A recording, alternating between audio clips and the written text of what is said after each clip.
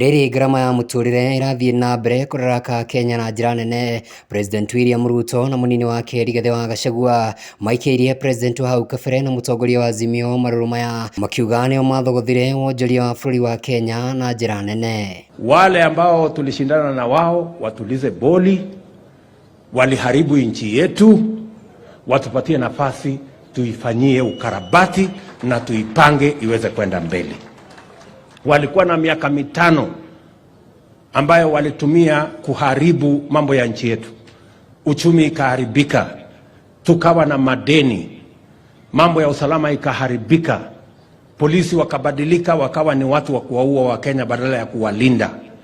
Tumevunja, mimi nimeamurisha juzi ivunjwe ile ilikuwa inaitwa special sijui nini ya polisi ambayo ilikuwa inaua wa Kenya kiholela. We cannot clean the mess, the economic mismanagement of 5 years in 30 days.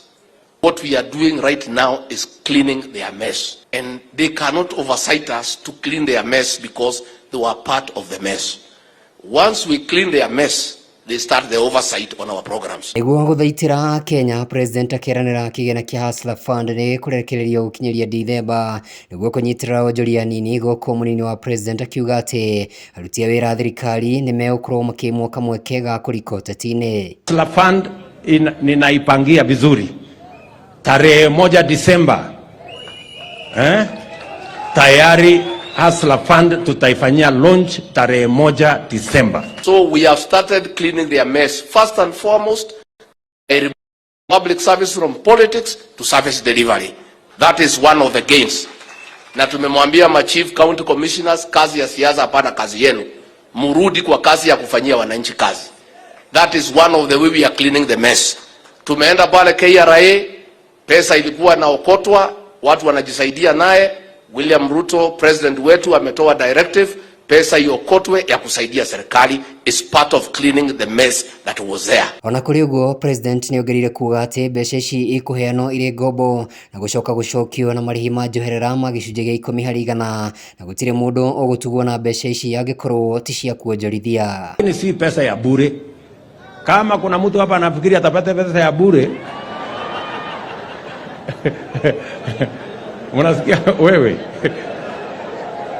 ati unangojea pesa ya serikali ya bure? Hii ni pesa ya kufanya biashara, na tunafanya biashara na urudishe pesa. Tunaelewana? Ile tumekubaliana. Wale mashailo ambao walikuwa wanasumbua nyinyi wanalipisha sijui interest ya 1000 per year. Sasa hiyo interest itakuwa chini ya 10% per year. Hĩndĩ ya igongona rĩrĩ Wangũi wa Ngĩrĩcĩ ũrĩa wĩrĩga gũteanĩria cira wake agĩtetia ũhotani wa gavana wa Kĩrĩnyaga nĩ mũmbi wa igũrũ akonekana nake mũnini wa president Rigathi wa Gachagua akindĩra atĩ thirikari ya UDA nĩ ĩgũthiĩ na mbere kũrutĩra wĩra mũingĩ handũ hothe hatarĩ na mũthutũkanio wa kana andũ nĩ mamaikĩirie kura. Huyu senator saa ile mmefika hapa mnasema ni ya Kericho, Baringo wanasema ni wao, hata Kajiado wanasema ni wao.